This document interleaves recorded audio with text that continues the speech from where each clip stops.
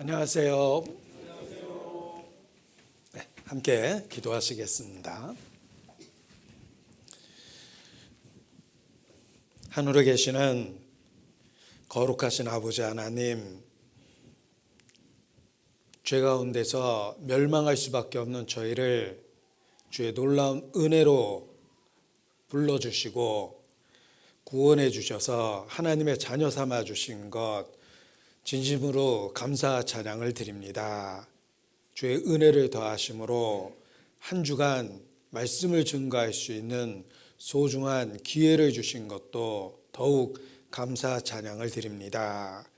말씀을 들은 모든 영혼들을 기억해 주시고 반드시 결실할 수 있도록 주의 권능으로 붙잡고 또 인도해 주시기를 주님께 간구합니다. 주 예수를 믿으면 너와 내 집이 구원 얻으리라는 그 약속의 말씀이 우리 가정에 이루어지고 소중한 가족들, 육신의 모든 가족들이 영원한 영적 가족이 될 수 있도록 우리 가정을 축복해 주시고 함께 해 주시기를 주님께 기도합니다. 또 우리가 살아가고 있는 이 지역에 주의 교회를 든든히 세워주셔서 우리 이웃들, 주께서 사랑하는 그 영혼들을 말씀 앞으로 이끌 수 있도록 우리 가운데 역사해 주시기를 주님께 기도합니다. 우리 각 사람을 기억해 주시고 있는 곳에서 주의 일꾼 삼아 주시며 주의 역사를 우리 가운데 이루어 주시기를 주님께 기도합니다. 잠깐 후에 주님 만나는 그날 부끄러움이나 책망받을 일 없이 영광 가운데 또 기쁨 가운데 주님 만날 수 있도록 이 땅에서의 삶을 다스려 주시옵소서. 이 시간도 함께 하신다는 주의 약속의 말씀을 기억하고 의지합니다. 예수께서 친히 제자들을 가르치시고 평범한 그들의 삶에 변화를 주셨던 것처럼 우리를 가르쳐 주시고 변화시켜 주시고 인도해 주시며 주의 일꾼 삼아 주시기를 주님께 기도합니다. 이 시간 우리 심령의 역사해 주시고 성령의 감동 감화하심으로 함께해 주시기를 기도합니다. 말씀을 듣기 전과 후에 분명한 변화를 주시고 성장을 주시기를 주님께 더욱 간절히 기도합니다. 주의 권능으로 온전히 다스려 주시고 주관하여 주시옵소서. 병든 것을 고쳐주시고 연약한 것을 다스려 주시며 이 모든 시간 우리에게 위로를 주시고 능력을 주시고 은혜를 더해 주시기를 주님께 간구합니다. 주께 의지합니다. 고마우시 우리 구주 예수님 이름으로 기도합니다. 아멘. 네, 성경 요한복음 5장 39절 말씀을 보시겠습니다. 신약 성경 요한복음 5장 39절입니다.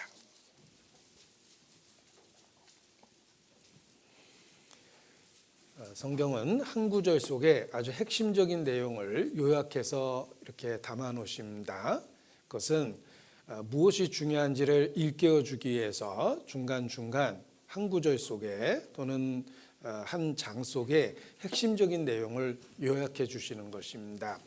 이 짧은 구절 속에 우리가 믿고 있는 핵심적인 내용이 놀라울 정도로 이렇게 요약돼서 선포되어 있습니다. 요한복음 5장 39절 화면을 보시면서 또 성경을 보시면서 같이 읽겠습니다. 너희가 성경에서 영생을 얻는 줄 생각하고 성경을 상고하거니와 이 성경이 곧 내게 대하여 증가하는 것이로다. 성경에서 영생을 얻는 줄 생각하고 성경을 상고하거니와. 국가는 헌법 위에 세워져 있습니다. 하나님의 나라는 하나님 말씀 위에 세워졌습니다. 그래서 기독교를 객관적으로도 체계 종교다 이렇게 이야기를 합니다. 천지를 창조하신 하나님께서 자기 자신을 말씀이라는 방법으로 나타내시고 드러내셨습니다. 그래서 성경을 계시된 하나님의 말씀이다. 이렇게 표현합니다. 하나님은 자기 자신을 말씀으로 나타내셨습니다. 그리고 말씀을 통해서 인간을 구원하십니다. 하나님은 전도에 미련한 것으로 믿는 자를 구원하기를 기뻐하셨도다. 우리가 보기에는 미련해 보이지만 하나님의 말씀을 전하는 것, 듣고 배우는 것을 통해서 한 영혼 한 영혼을 구원해 주십니다. 그래서 창세로부터 감추었던 그의 비밀을 전도를 통해서 나타내셨다라고 말씀하시는 것입니다. 하나님은 말씀을 통해서 자기를 나타내셨고 말씀을 통해서 우리를 구원해 주시며 죽음을 건너갈 때도 그 말씀이라는 절대적 기준에 의해서 우리 각 사람을 심판하시겠다고 경고하셨습니다. 그래서 기독교의 특징 자체가 체계 종교다라고 이렇게 학자들도 이야기합니다. 대부분의 종교는 의식이나 예식을 중요시하는데 이 기독교는 책을 기록된 말씀을 중요시 여긴다는 것입니다. 우리가 교회 생활의 최고의 특권이 무엇일까? 우리가 왜 교회에 소속돼서 함께 신앙생활을 하는 걸까? 교회 생활의 최고의 특권은 무엇일까라고 이야기해 보면 우리는 교회를 통해서 하나님의 말씀을 듣고 배우고 교회를 통해서 구원받고 교회를 통해서 양육되고 있다는 것입니다. 우리가 교회에 함께 하고 있기 때문에 누군가는 한 번도 들어보지 못했던 그 하나님의 말씀을 우리가 듣고 또 반복해서 듣고 그 진리 안에서 생활할 수 있는 것입니다. 교회라는 말 그 자체가 하나님의 말씀을 가르치는 곳이다라는 뜻이며 우리는 교회를 통해서 하나님 말씀을 듣고 배우며 구원받고 양육받고 보호되고 있는 것입니다. 성경은 교회를 예수님의 몸이다 이렇게 선언합니다. 예수님의 몸, 머리는 예수님 자신이고 교회는 예수님의 몸과 같다라고 이렇게 비유적으로 표현해 주셨습니다. 자, 2000년 전에 예수께서 직접 유대 땅을 다니시면서 제자들을 가르치시고 병든 자를 고치시며 그리고 하나님의 나라를 전파하셨습니다. 그 예수님은 지금 하늘에 오르사 하나님 우편에 계십니다. 2000년 전에는 직접 계셨는데 지금은 하늘에 계십니다. 지금은 교회를 통해서 지상에서 똑같은 일을 하고 계시는 것입니다. 그래서 교회를 예수님의 몸이다 이렇게 표현하는 것입니다. 그 중요성을 일깨우기 위해서 이렇게 가끔 그림을 그려봅니다. 자, 예수님을 한번 이렇게 그려봅니다. 예수님을 어떻게 그릴까 이렇게 생각을 해보는데 다들 이렇게 수염 그린 예수님을 그리더라고요. 그래서 저도 수염 있는 모습으로 이렇게 그려봤습니다. 예수님을 당시의 의복 이런 식의 의복을 입고 계셨을 겁니다. 예수님을 이렇게 그려봤어요. 그런데 예수님은 하늘에 계십니다. 교회는 그의 몸이라고 되어 있죠. 교회가 예수님의 몸과 같다 이렇게 표현했습니다. 이 몸이 교회입니다. 예수님은 하늘에 계십니다. 예수님은 교회의 머리와 같다라고 표현했어요. 그런데 하늘에 계십니다. 하늘에 계시니까 제가 하늘과 땅을 좀 구별해서 여기다가 구름을 한번 그려보겠습니다. 이렇게 구름을 그린 이유는 하늘과 땅을 구별해 보려고 그런 겁니다. 자, 머리 대신 예수님은 하늘에 계시고 몸은 땅에 있죠. 교회입니다. 그런데 이 몸된 교회는 머리 대신 주님에 따라서 움직이고 활동하는 겁니다. 그게 머리와 몸의 관계예요. 저는 제 의지대로 손을 올릴 수도 있고 내릴 수도 있고 오른쪽 발을 앞으로 내디딜 수 있고 뒤로 뺄 수도 있고 몸을 마음대로 움직입니다. 제가 처음 고백하는데 사실 제가 왼쪽 발이 하나밖에 없습니다. 그런데 오른쪽 발도 하나밖에 없어요. 정상이란 뜻이에요. 왼쪽 발도 하나, 오른쪽 발도 하나. 자, 제가 제 의지대로 이렇게 오른쪽으로도 가고 왼쪽으로도 가고 마음대로 움직일 수 있습니다. 머리의 의지대로 몸을 움직일 수 있는 거예요. 그와 같이 하늘에 계신 예수님은 교회의 머리이며 교회를 통해서 지상에서 2000년 전에 하셨던 일을 그대로 하고 계시는 것입니다. 우리가 구원을 받고 교회의 지체와 일원이 됐을 때 주님 뜻 가운데서 살 수 있고 양육되고 보호되고 또 주님의 뜻을 땅에서 이룰 수 있다는 것입니다. 이 머리와 몸은 교통하고 있어요. 만약 잘려 있다면 시체죠. 머리와 몸이 붙어 있기 때문에 이게 머리의 뜻이 몸으로 전달되고 몸이 머리의 뜻을 받들어서 움직이는 겁니다. 이 살아있는 겁니다. 교회는 살아있는 하나님의 교회입니다. 그래서 교회 안에는 주님의 성령이 교통하고 있는 거예요. 오고 가고 왔다 갔다 하십니다. 야곱의 믿음의 조상 야곱이 벳엘에서 가장 힘든 시기였습니다. 광야에서 잠을 자고 있었어요. 형이 죽이려고 그러니까 도망가고 곱게 자란 야곱이 광야 짐승 소리가 있는 그곳에서 노숙을 하고 있었습니다. 얼마나 눈물 나는 상황입니까? 우리 인생이 그와 같습니다. 야곱이 광야에서 형 에서가 죽이려고 하니까 도망가면서 쓸쓸한 광야에서 돌베개 베고 잠드는 모습이 우리 인생의 모습이에요. 그래서 찬송의 가사에도 내 고생하는 것 옛 야곱이 돌베개 베고 잠 갔습니다. 내 고생하는 것 옛 야곱이 돌베개 베고 자는 것과 같습니다. 이런 가사죠. 그러니까 우리 인생이 이렇게 광야 같은 쓸쓸한 길을 보내고 있는데 놀라운 일이 벌어졌습니다.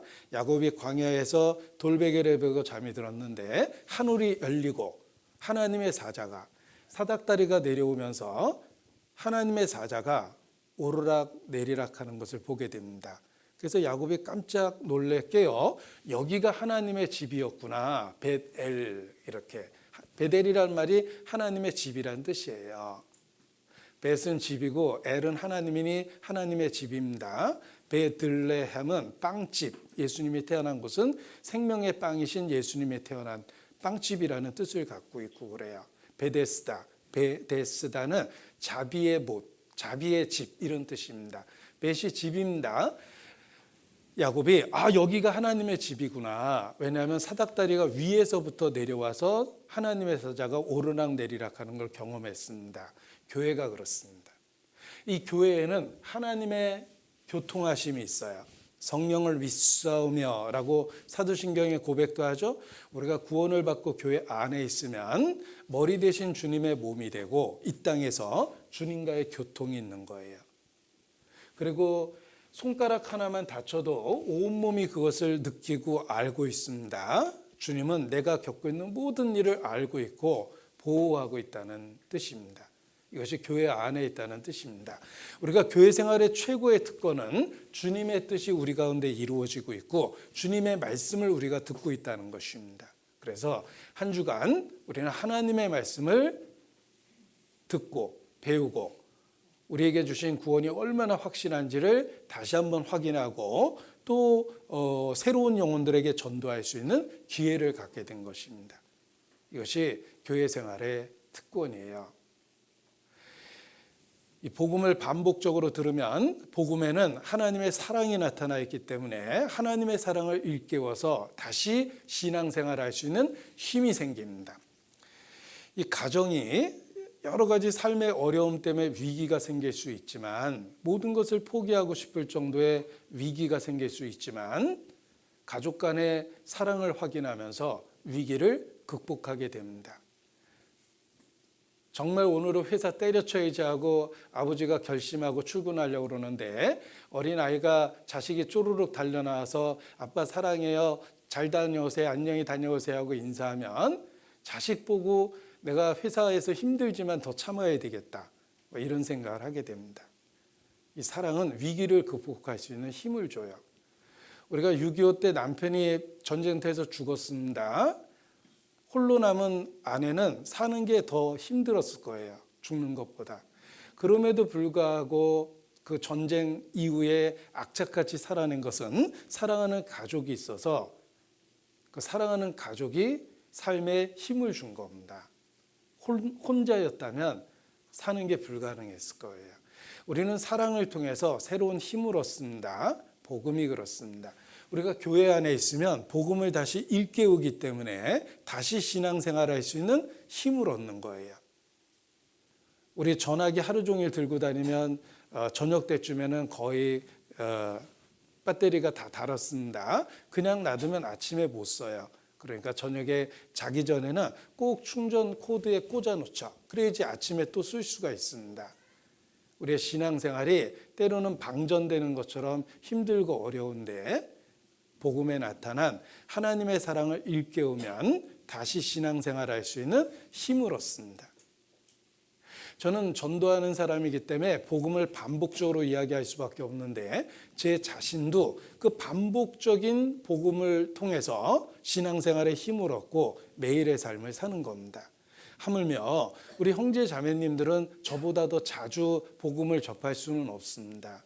그러니까 이와 같이 우리가 교회 생활 중에 반복되는 집회를 통해서 새로운 힘을 얻는 겁니다.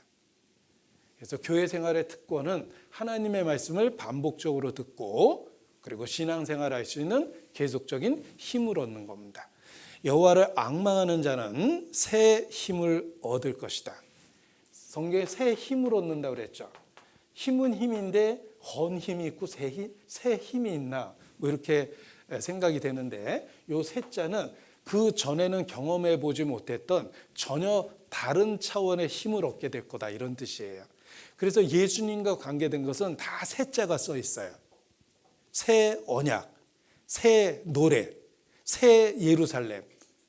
예수님과 관계된 건 다 새자가 써 있죠. 이것은 그 전에 인간들이 경험할 수 있었던 것들과는 전혀 다른 차원의 하나님이 주시는 놀라운 수준의 새로운 것이란 뜻이에요.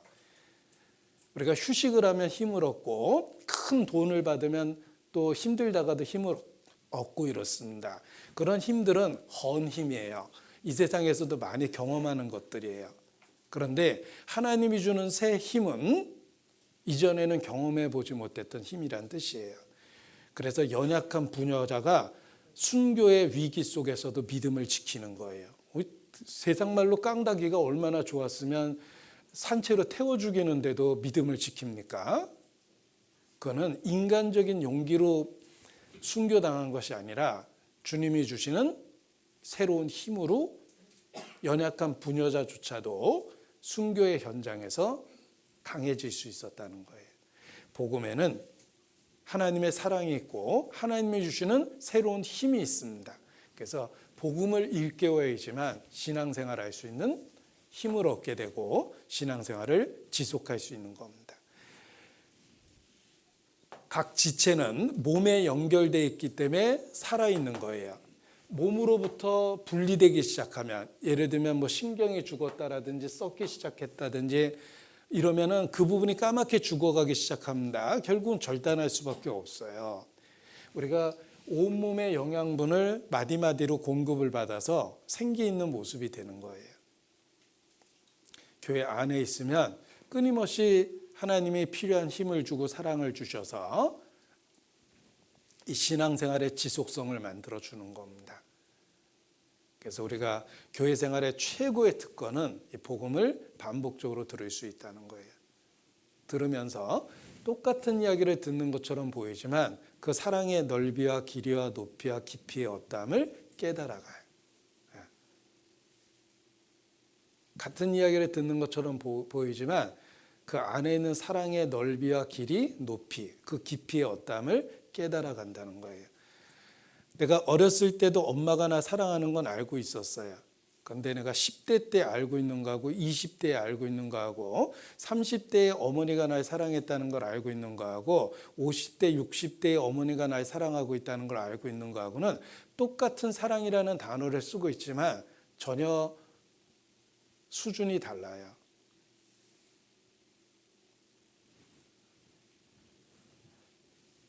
부모가 돼서 진짜 내가 부모가 돼서 자식을 키우다 보면 나의 부모가 나를 어떻게 키웠는지를 더 깨닫게 되는 겁니다.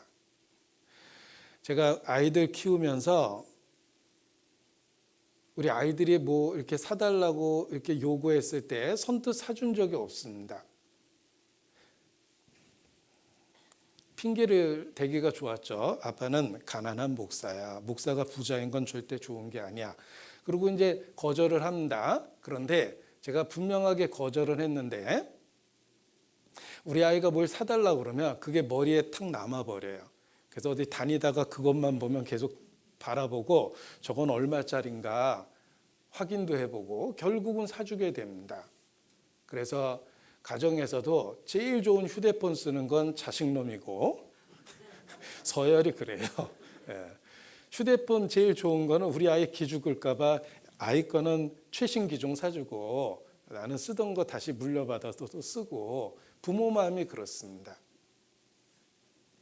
우리 정말 눈물 나는 이야기 많이 듣잖아요. 나이 드신 어머니가 요양원에 가셨는데 오랜만에 갔더니 어머니가 발발발발 떨면서 이렇게 사과 깎아 먹고 있더랍니다. 제대로 깎지도 못하게 발발발발 떠는데 딸이 요양원 와서 깜짝 놀랐어요. 엄마 사과 싫어하잖아. 나 사과가 제일 좋아 그러더래요. 그러니까 이 철없는 딸이 우리 어머니 어려서 사과 제대로 먹는 걸 못 보니까 우리 어머니 사과 싫어한다고 그냥 그렇게 생각한 거예요. 자, 우리도 자식 키우면서 부모 마음을 아는 것처럼 우리가 성경을 통해서 하나님의 마음을 알아가며 그 사랑의 넓이와 길이와 그 깊이를 깨달아서 신앙생활하는 그 새로운 힘을 얻는 겁니다. 그래서 교회 생활이 그저 반복적인 그런 그것들을 어떤 것들을 이렇게 되풀이하는 게 아니라는 거예요. 거기서 새 힘을 얻고 하나님의 사랑의 깊이를 깨닫고 신앙생활을 지켜가는 거예요. 지켜가는 게 참 중요한 거거든요. 누군가를 사랑하는 건 쉽지만 사랑을 지키는 게 참 어려운 거예요. 우리가 한눈에 반하기는 쉬워요. 근데 그 한눈에 반한 사랑을 평생 지속하는 게 어려운 거예요. 신앙생활도 그렇습니다. 우리가 그 복음을 반복적으로 묵상하면서 하나님의 사랑을 깨닫고 신앙생활을 지속할 힘을 얻는 겁니다. 그래서 교회 생활이 중요한 거예요.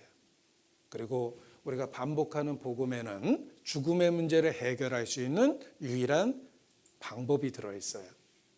예수님만이 사망의 권세를 깨뜨리셨기 때문에 복음만이 죽음에 대한 유일한 해결책이 되는 겁니다. 우리는 언제든지 죽을 수 있는 전쟁터에 있는 군사와 같습니다. 복음은 우리에게 죽음이라는 그 문제에 대한 답을 줘요. 그래서 바울은 사망아 너의 쏘는 것이 어디 있느냐라고 죽음 앞에서 승리를 선언합니다. 그렇게 선언할 수 있는 이유는 오직 복음의 능력이에요. 그래서 우리 자신이 죽음의 위기를 겪을 때, 또 내 주변에서 누군가의 죽음을 볼 때, 특별히 사랑하는 사람들의 죽음을 볼 때 우리는 복음의 소중함을 다시 깨닫게 됩니다. 그래서 신앙생활할 수 있는 새로운 힘을 얻게 되는 것입니다. 자, 성경에서 영생을 얻는다. 그리고 이 성경을 한마디로 요약하셨는데 이 성경이 내게 대하여 증가하는 것이로다. 자, 성경 참 두껍습니다. 두꺼운 책이죠. 66권이고 1189장이며 쉽게 읽기에는 조금 두꺼워 보입니다.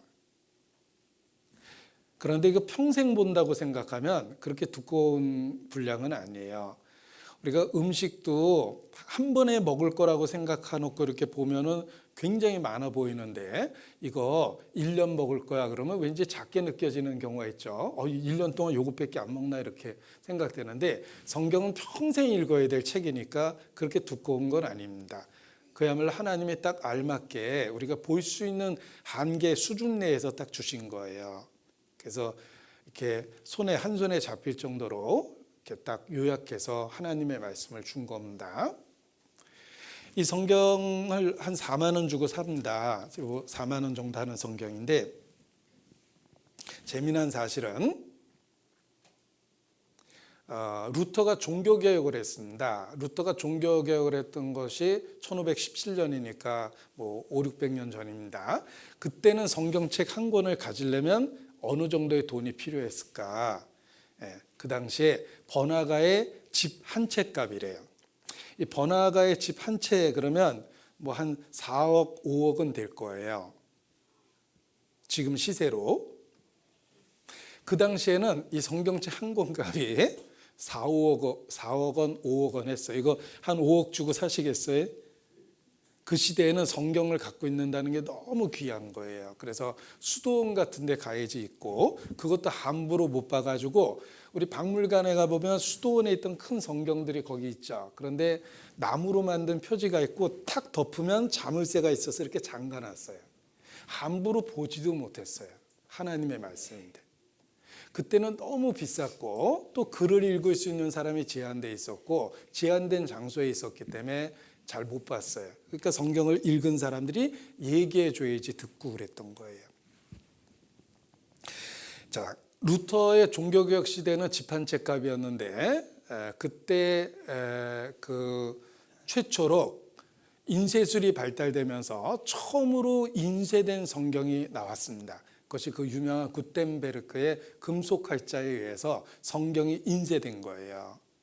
자, 드디어 인쇄된 성경이 나왔던 그 시대에 성경이 얼마였을까? 아까 한 4억 원을 했을 거라고 그랬죠. 그게 한 3, 400만 원으로 팍 떨어졌대, 가격이. 그러니까 인쇄된 성경이 나오니까 갑자기 3, 400만 원짜리가 된 거예요. 그러면 하나 가질만 하죠. 꼭 갖고 싶으면은 어떤 분은 3, 400만 원짜리 큰 침대도 하나 사가지고 자랑하던데 뭐 성경 살만 합니다. 가격이 그렇게 그때는 그렇게 뚝 떨어졌는데 인류 역사 속에서 이게 4만 원 정도 한다고 그랬죠.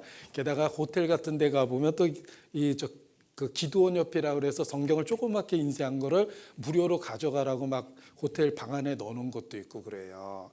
지금은 인류 역사 속에서 가장 쉽게 성경을 가장 싼 가격에 구할 수 있는 시대라고 그래요. 복 받았다는 생각이 안 듭니까? 우리가 잘못 태어났으면 4억 원, 5억 원 해야 되는 성경을 쉽게 이렇게 구할 수 있잖아요. 하나님의 말씀을 직접 들을 수 있는 놀라운 시대를 우리가 살고 있는데 이런 시대가 우리 시대밖에 없었다는 걸 아셔야 돼요. 링컨 당시에도 아브라함 링컨이 성경 하나 사가지고 굉장히 오랫동안 성경을 할부로 갚았다라는 그 내용이 전기에 나와요. 아유, 성경이 얼마나 비쌌으면 그렇게 오랫동안 할부로 갚았을까? 요즘 말로 대형 텔레비전만큼 그렇게 비쌌다는 뜻이에요. 그런데도 아브라함 링컨이 어린 시절에 그거를 어렵게 사가지고 굉장히 오랫동안 갚았고 그걸 소중히 여겼다라는 그런 기록이 있고 그렇습니다. 자, 감사해야 돼요. 이렇게 저렴한 가격에 이렇게 성경을 손에 들 수 있다라는 건 얼마나 흐뭇한지 모릅니다. 저는 외출할 때 이렇게 성경을 손에 들고 잘 다니는데 어떤 분이 이거 창피하다고 막 여기 숨기고 저기 숨기고 막 그러는데 정말 이 성경책 이렇게 들고 나가면 제가 목살에서 그런 게 아니라 하나님 손 붙잡고 다니는 것 같아요. 마음에 하나님이 이렇게 내 손 잡고 이렇게 같이 다녀주시는 것 같아요. 이렇게 잡고 있으면 얼마나 흐뭇합니까? 그래서 하나님 말씀을 소중히 여기셔야 됩니다. 자, 그런데 이 성경을 한마디로 딱 핵심적인 내용을 요약할 수 있는데 예수님이 말씀하셨죠? 이 성경이 내게 대하여 증거하는 것이다. 자, 이 성경은 한마디로 예수께서 그리스도라는 걸 증거해서 우리로 하여금 믿을 수 있게 만들어주는 겁니다. 이 성경은 예수님에 대한 이야기입니다. 자, 이순신 장군에 대한 책을 하나 샀습니다. 두꺼운 이순신 장군에 대한 책이에요. 거기에 많은 등장인물이 나오는데 다 이순신 장군하고 관련 있는 사람이고 거기에 나와 있는 지역 이름이나 나오는 그 사건들은 다 이순신 장군하고 관련이 있어요. 왜냐하면 이 책은 이순신 장군에 대한 책이거든요. 그와 같이 성경은 예수님에 대한 이야기이기 때문에 어느 누가 나오든 어떤 지역이 나오든 어떤 사건과 이야기가 나오든 다 예수님하고 관련이 있어요. 그래서 어느 페이지 어떤 사건을 읽어도 예수님과 연관되어 있기 때문에 계속 예수님 생각이 나게 돼 있어요. 성경을 올바로 보는 거예요. 타락한 목사가 성경을 설교하면 성경을 아무리 설교해도 예수님 얘기가 안 나와요. 그거는 성경을 잘못 가르치고 잘못 본 겁니다. 제가 실명으로 이야기를 드릴게요. 우리나라에 그 병고침으로 유명한 기도원이 있어요. 거기에 제가 가봤습니다. 거기 여자 원장님이, 기도원 원장님이 계시는데 1시간 설교하시는 걸 제가 이렇게 앉아서 들었어요. 보니까 주변에 있는 사람 보니까 성한 사람이 없어요. 다 말기 암 환자고 다 죽어가는 사람이에요. 온통 양냄새고 그 병에 찌든 그 냄새입니다. 다 죽어가는 사람이 마지막에 병이라도 고쳐볼까 하고 거기 유명하다고 그러니까 이렇게 오셨는데, 원장님이 하얀 드레스 입고 정말 천사 같은 모습으로 나타나서 이렇게 조명받으면서 1시간 동안 막 설교를 하셨어요. 이렇게 방방방 뛰어다니면서 설교를 1시간 동안 제가 정말 열심히 들었는데 다 자기 자랑만 하셨어요. 내가 누구도 고쳤고 누구도 고쳤고 뭐 누구도 고쳤어. 그리고 가끔 증인도 세워요. 어이 김 집사 일어나봐, 내가 고친 개야 막 이러고 계속. 그러니까 거기 앉아있는 분들이 나도 고쳐줄래나 하고 이렇게 막 기대감이 커지는데, 1시간 설교를 들었습니다. 예수님 얘기는 끝날 때까지 안 나오더라고요. 그리고 마지막 기도할 때 한마디 나왔어요. 예수님 이름으로 기도했습니다라고. 너무너무 슬펐습니다. 어차피 거기 있는 분들은 다 죽을 거예요. 조금 나아지다가 어차피 다 죽을 거예요. 그런데 그 죽어가는 사람들한테 예수님 얘기는 안 해주고 사람들 모아놓고 그렇게 엉뚱한 얘기만 하니까 너무너무 슬펐어요. 잘못된 거예요. 성경 얘기하면 예수님 얘기가 나와야 돼요. 왜냐하면 이 성경은 온통 예수님 이야기이기 때문에 그렇습니다. 이 성경이 내게 대하여 증거하는 것이로다. 그래서 여러분이 성경을 제대로 읽고 배우면 예수님을 알고 믿고 사랑하게 됩니다. 그래서 성경에 있는 내용을 한 문장으로 쓰면 예수가 답이다. 성경은 그냥 예수님에 대한 이야기예요. 조금 과격하지만 우리 무슨 터미널 같은 데 가면 전도하는 분들이 많이 하죠. 예수 천국, 예수 천국, 불신 지옥, 불신 지옥. 그런데 밑도 끝도 없이 그런 얘기하면 오히려 전도하는 데 방해가 됩니다. 그러나 성경의 핵심을 짧게 얘기해 보라 그러면 예수 믿으면 천국 간다예요. 예수님이 답이기 때문에 그래요. 이건 서양 사람이 만든 표현입니다. Jesus is the answer라고. 그래서 성경 갖고 표현하면 내가 길이요 진리요 생명이라. 예수님은 길이요 진리요 생명이십니다. 자, 성경 해석의 비법입니다. 성경 해석의 비법입니다. 모든 페이지에서 예수님을 찾는 거예요. 보세요, 비법을. 모든 페이지에서 예수님을 찾는 것, 모든 사건, 모든 이야기 속에서 예수님을 찾으면 모든 페이지, 모든 사건 속에 예수님이 들어있어요. 성경은 온통 예수님에 대한 이야기이기 때문에 그렇습니다. 그래서 성경을 제대로 알고 배우면 예수님을 믿게 되고, 예수님을 부정한다는 건 상상도 못하며, 여러분이 고의적으로 예수님을 부인하거나 부정하면 가룟유다처럼 밧줄을 목에 걸고 높은 곳에서 뛰어내린 거예요. 영적 자살이. 왜냐하면 구원 얻을 수 있는 유일한 방법은 성경을 배워보면 예수 그리스도 한 분이기 때문에 그렇습니다. 그것을 어떻게 알게 됐냐면 성경을 배워서 알게 된 겁니다. 자, 어떤 사람은 길을 가다가 위태로운 낭떠러지에서 발을 헛디뎠습니다. 뚝 떨어졌어요. 손과 발을 휘젓는데 아무것도 안 닿습니다. 아주 큰 골짜기에서 떨어졌습니다. 꼼짝없이 죽게 생겼죠. 막 손을 휘젓다가 밧줄이 탁 걸려서 딱 잡았어요. 대롱대롱 매달렸어요. 떨어지면 죽는 거예요. 밧줄을 잡고 대롱대롱 매달렸습니다. 자, 이런 사람을 전문 용어로 뭐라 그러냐면 덜 떨어진 사람이라고 그래요. 네. 떨어지다가 밧줄 잡고 대롱대롱 매달렸습니다. 이 사람 이거 놓으면 죽는 거예요. 생명줄이죠. 그 밧줄을 온몸에 감았어요. 놓치면 안 되니까. 그리고 좀 맸어요. 대롱대롱 매달렸습니다. 이 사람은 그 줄로부터 끊어지면 죽는 거예요. 이 줄은 이 사람에게 생명줄이 됐어요. 예수 믿는다라는 게 그런 뜻이에요. 예수님 없으면 우리는 끝없는 멸망으로 떨어져요. 일단 세월 속에서 떨어졌죠. 한참 20, 30대 젊었었는데 절정을 지나니까 30대, 40대, 50대, 60대 앞으로 더 나빠질 거예요. 요새 아침 저녁으로 아프시죠? 더 슬픈 얘기 해드릴까요? 5년 뒤에는 더 아프실 거예요. 인간은 더 좋아질 수가 없어요. 떨어지는 거예요. 늙고 병들고 더 초라해져요. 예수님 없으면 거기서 끝나는 게 아니에요. 죽음 끝인 줄 알았죠? 그 밑에가 열리고 더 떨어져요. 그리고 더 절망적인 건 아무리 세월이 가도 나올 수가 없어요. 더 떨어지는 거예요. 그게 형벌의 세계 무저갱이라는 거예요. 예수님이 우리를 탁 잡은 거예요. 성경을 배워보면 예수님 외에 인간이 구원 얻을 수 있는 방법은 없어요. 그래서 예수님은 한없이 떨어지는 우리를 은혜로 딱 잡은 거예요. 우리는 그 예수님을 붙잡고 있어야 돼요. 그래서 믿음이란 아주 쉽게 이야기하면 예수님을 붙잡고 매달리는 거예요. 예수님 없이 못 산다고, 당신 없이 못 산다고 붙잡고 매달려 있는 것, 이게 믿음이에요. 제가 성경 구절을 보여드리겠습니다.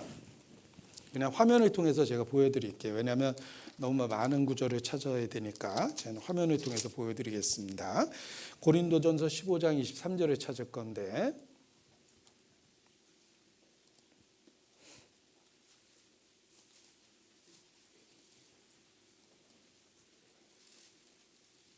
고린도전서 15장 23절.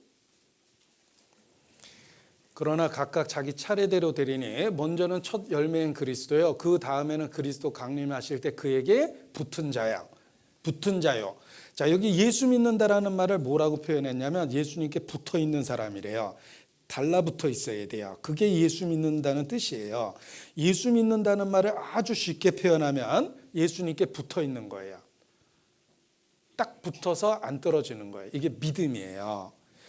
사도행전 11장 23절, 제가 또 화면을 통해서 찾아드릴 겁니다. 사도행전 11장 23절, 바나바가 안디옥 교회에서 설교했던 거예요. 모든 사람에게 굳은 마음으로 주께 붙어 있으라. 주님께 딱 붙어 있어라. 이게 바나바가 설교한 거예요. 자, 오늘 바나바가 여기 태안교회에 와서 설교하고 가셨다고 해보죠. 바나바가 무슨 설교했어요? 주께 붙어 있으라고 그러셨어요. 이러는 거죠. 예수 믿는다라는 말은 모든 사람에게 굳은 마음으로 주께 붙어 있으라. 예수 믿는다라는 말이 예수님께 딱 달라붙어 있는 거예요. 아까 밧줄 붙잡았다고 그랬죠? 놓으면 죽는 거예요. 그래서 여기 보십시오. 신명기 4장 4절에도 광야에서 살아남은 사람이 어떻게 살아남았냐면 오직 너희 하나님 여호와께 붙어 떠나지 않은 너희는 오늘까지 다 생존하였느니라. 광야에서 다 죽었는데 살아남은 사람들은 어떻게 살아남았냐면 하나님께 붙어 떠나지 않았다고 그랬죠. 그게 믿음이에요. 우리는 예수님께 딱 달라붙어 있어야 돼요. 예수님 없이는 못 사는 거예요. 죽음도 예수님하고 같이 건너가야 되고 하나님의 심판대도 예수님하고 같이 서야 되는 거예요. 그것이 인간이 구원 얻을 수 있는 유일한 방법이에요. 홀로 절대 못 가요. 자, 여러분이 외국을 여행한다고 했을 때 여러분의 신분을 어떻게 확인합니까? 여권이 있어야 돼요. 여권에 입국할 수 있는 허가가 비자죠. 비자 받은 여권이 있어서 외국에 들어갈 수 있는 거예요. 그런데 여권을 잃어버렸어요. 여러분은 어떻게 자기 자신을 입증하겠습니까? 나 한국 사람이에요. 한국 사람인지 중국 사람인지 일본 사람인지 몽골 사람인지 알 게 뭐예요? 나 한국 사람이에요. 그걸 어떻게 입증할 거예요? 저 비자 있어요. 보여주세요. 잃어버렸는데요. 여러분은 국제고아가 되는 거예요. 그래서 외국 여행할 때 여권과 비자는 여러분하고 분리시키면 안 되는 거예요. 가방에 넣는다든지 그런 게 아니라, 그래서 막 복대도 하고 거기다 쑤셔 놓고 다니고 그러잖아요. 특히 한 번이라도 잃어버렸던 사람은 꼭 그렇게 갖고 다녀요. 잃어버리면 생각보다 엄청 고생을 합니다. 하물며 외국 갈 때도 그러는데 천국 갈 때 그냥 갈 것 같아요? 여권과 비자가 있어야 되겠죠. 예수님이에요. 천국 들어갈 수 있는 여권과 비자는 예수님이에요. 달라붙어 있어야 돼요. 딱 붙들고 있어야 돼요. 그게 믿음이에요. 우리는 성경을 배우면 예수님을 알게 되고 예수님이 그리스도 구세주라는 걸 알게 되며 믿음이란 예수님을 붙잡고 사는 거예요. 그래서 한 아내가 남편을 붙잡고 남편을 의지해서 사는 것처럼 자식이 핏덩어리 자식, 연약한 자식이 엄마를 의지해서 엄마 껌딱지라고 그러죠. 엄마 딱 붙어가지고 있어야지만 아이가 잘 보호되고 양육될 수 있는 거예요. 아이가 살아남을 수 있는 비법이고 연약한 여자가 살아남을 수 있는 비법이기도 해요. 예수님은 우리가 죽음을 건너가서 하나님 앞에 갈 수 있는 유일한 방법이기 때문에 예수님께 달라붙어 있어야 돼요. 그 예수님께 달라붙어 있는다라는 말이 성경에서는 믿음이다 이렇게 얘기하는 거예요. 그래서 마음으로 믿고 입으로 시인하면서 예수님에 대한 신앙을 고백해야 되는 겁니다. 그래서 믿음으로 우리가 예수님을 붙잡고 있는 거예요. 이건 생명줄입니다. 놓으면 죽는 거예요.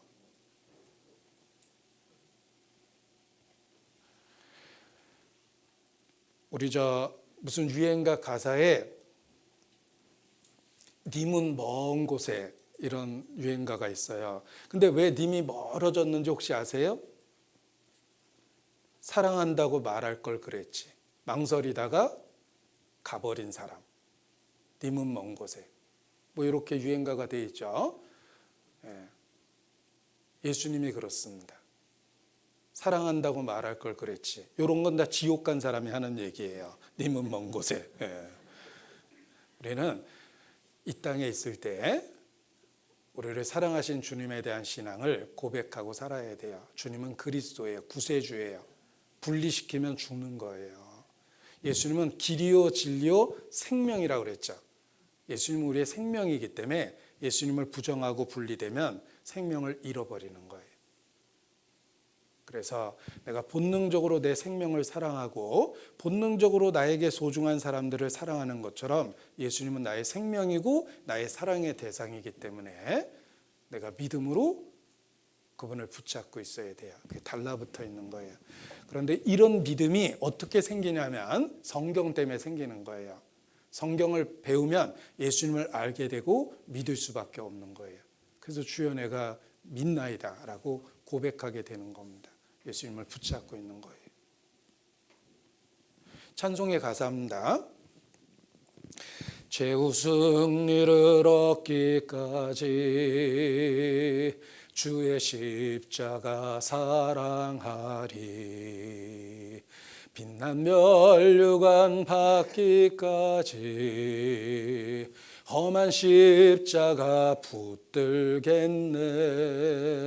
최후 승리를 얻기까지 험한 십자가 붙들겠네 그랬죠. 우리는 예수님을 붙들고 살아야 돼요. 십자가에 못 박힌 그리스도는 나의 구세주예요. 그래서 성경을 제대로 배우면 예수님에 대한 믿음을 갖게 되고 예수님의 몸된 교회의 한 부분이 돼서 양육받고 보호받으며 사는 겁니다. 자, 성경은 예수님을 증거해서 우리가 왜 예수님을 믿어야 되는지 붙잡아야 되는지를 깨닫게 해줍니다. 예수 믿는다라는 말은 예수님의 인격과 사역을 믿는다라고 이렇게 어렵게 표현을 합니다. 구별해 보면 이런 뜻인데 이게 무슨 뜻이냐면 예수님이 누군지 알고 믿어야 되고 예수님이 무슨 일을 했는지 알고 믿어야 되는 거예요. 정답을 말씀드릴게요. 예수님은 누구시냐면 육체를 갖고 이 땅에 오신 하나님이세요. 그걸 하나님의 아들이라고 그런 거예요. 그 일은 역사 속에서 딱 한 번 있기 때문에 독생자 이렇게 표현한 거예요. 독생자. 독자를 강조할 수밖에 없는 이유는 이 땅에 가짜가 많아요. 문선명도 있고 정명석도 있고 이만희도 있고 이런 가짜가 많아요. 그러니까 독생자라고 강조하는 것은 하나님이 사람이 된 경우는 딱 한 번이라는 거예요. 바로 예수님이에요. 예수님은 하나님이 사람이 되신 분이에요. 제가 이렇게 신방 다니다 보니까 어느 목사님이 건축을 했는데 교회당 벽에다가 벽돌로 글자를 썼어요. 벽돌로 글자를 썼다는 말은 벽을 조적할 때 처음부터 글자를 새기면서 썼다는 뜻이죠. 나중에 쓴 게 아니에요. 이분은 건축할 때부터 벽에다가 그걸 새기고 싶었던 거예요. 그런데 교회당 벽에 뭐라고 벽돌로 글자를 썼냐면 예수님은 하나님이시다 이렇게 써놨어요. 우리가 믿고 있는 진리는 예수님이 하나님이시라는 걸 믿는 거예요. 그것을 하나님의 독생자다 이렇게 표현하는 거예요. 하나님이 육체를 갖고 이 땅에 오셨다. 예수님은 하나님 자신이셨어요. 나와 아버지는 하나이니라. 육체를 갖고 이 땅에 오신 하나님, 그분이 예수님이에요. 이게 말은 쉬운데 하나님이 사람이 됐다는 건 엄청난 거예요. 왕이 평민의 백정의 옷을 입고 백정인 척 돌아다녔다. 그것도 대단한데 하나님이 사람이 돼서 이 세상에 오셨다는 것이 놀라운 이야기예요. 예수님은 하나님의 육체를 갖고 이 땅에 오신 분이에요. 그것을 우리가 어떻게 아냐면 성경 때문에 아는 거예요. 성경은 예수 그리스도를 하나님의 아들로 증거하고 있기 때문에 그렇습니다. 그래서 예수님은 하나님이 사람이 되신 분이다. 그것을 하나님의 아들이다. 독생자다. 이렇게 표현하는 거예요. 자, 그런데 그 예수님이 무슨 일을 하셨냐면 끔찍하게 십자가에 죽으셨죠. 우리는 십자가에 못 박힌 예수님을 믿습니다. 그 예수님은 왜 끔찍하게 십자가에 못 박히셨냐면 우리를 대신해서 죄값을 받으신 거예요. 그래서 속죄를 완성하셨어요. 다 이루었다. 우리의 죄값을 다 갚아주시고 속죄를 완성하신 거예요. 성경은 히브리서 9장 12절 지난번에 찾았지만 중요하니까 또 찾겠습니다. 히브리서 9장 12절입니다. 예수께서 무슨 일을 하셨는지 명확하게 여기 말씀하셨습니다.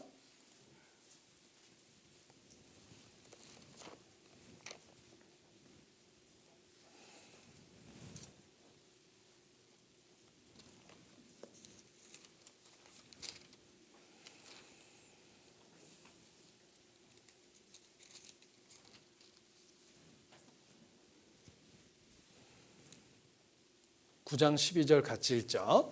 염소와 송아지의 피로 아니하고 오직 자기의 피로 영원한 속죄를 이루사 단번에 성소에 들어가셨느니라.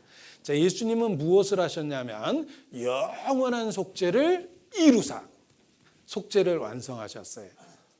자, 영원한 속죄는 시간 속에 있는 우리에게는 과거, 현재, 미래가 되는 거예요. 우리가 예를 들면 골프 회원권도 1년짜리가 있어요. 1년 동안은 거기 다닐 수가 있어요. 그런데 어떤 것은 종신 회원권이 있어요. 늙어 죽을 때까지 거기 다닐 수 있는 회원권이 있어요. 우리의 속죄는 영원한 속죄라는 것은 과거, 현재, 미래 우리의 모든 죄를 다 용서해 주셨다는 거예요. 예수님은 십자가에서 영원한 속죄를 이루사 다 이루었다 그랬죠. 속죄를 완성하셨어요. 그 속죄를 완성하신 증거가 부활하신 거예요.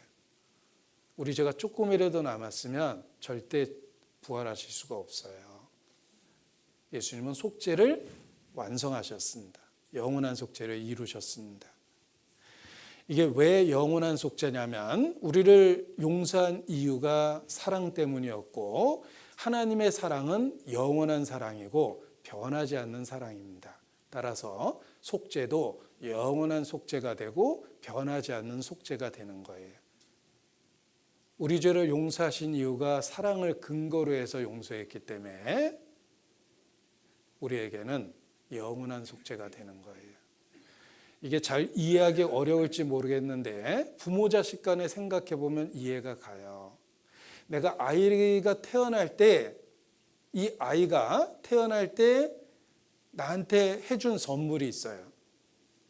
이 아이는 나를 아빠로 만들어주고 이 아이는 나를 엄마로 만들어준 거예요. 아기가 태어날 때 그 아이는 이미 부모에게 효도를 했어요. 한 남자를 아빠로 만들어 주었고 한 여자를 엄마로 만들어 준 거예요. 나는 아이가 태어날 때 아이를 사랑한다. 그런데 약간 걱정이 되는 거는 이 아이가 잘 자랄지 장래가 불확실해요. 혹시 자라다가 무슨 병에 걸릴 수도 있고 불치의 병에 걸릴 수도 있고 치명적인 병에 걸려서 내 인생에 계속 고통을 줄 수도 있잖아요.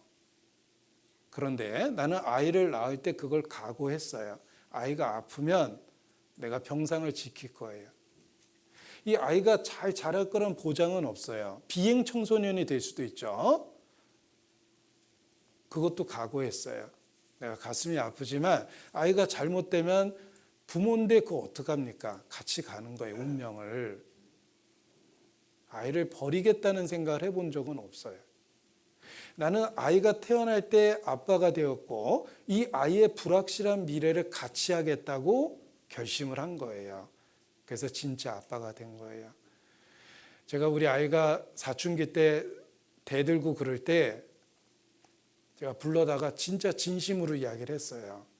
아빠는 네가 잘못된 선택을 하면 정말 슬픈데 그래도 아빠는 살아있는 한 널 도와줄 거야. 네가 잘못된 선택을 하면 정말 슬프지만 그래도 아빠는 살아있는 한 내 인생의 최고의 스폰서가 될 거야. 단지 아빠가 살아있을 때 내가 너 도와줄 때 내 인생을 낭비하지 않고 준비했으면 좋겠어. 제가 진심으로 그렇게 고백을 했어요. 너 그런 짓 하면 이제 내 자식 아니다. 이렇게 얘기를 하질 않았어요. 너 잘못된 선택을 하면 우린 가족이니까 같이 가는 거야. 같이 고통을 받고 같이 그 일을 해결해야 돼. 어떤 경우든지 나는 너의 아빠고 내가 살아있는 한 널 도와줄 거야. 제가 철없이 구는 아이한테 오히려 사랑을 고백했습니다. 그런데 그건 진심이에요. 부모 마음이에요. 어느 부모가 자식을 버리겠다고 생각합니까? 하물며 하나님이 인간을 구원하실 때는 우리의 불확실한 미래를 포함했다는 거예요. 나도 내 자신에 대해서 불확실하지만 하나님은 기꺼이 사랑으로 불확실한 미래를 포함해서 영원한 속죄를 이루사 이렇게 말씀하신 거예요. 예수님은 십자가에서 영원한 속죄를 이루셨어요. 우리가 예수 믿는다라는 말은 하나님의 육체를 갖고 이 땅에 오셔서 나의 죄값을 완전하게 갚으셔서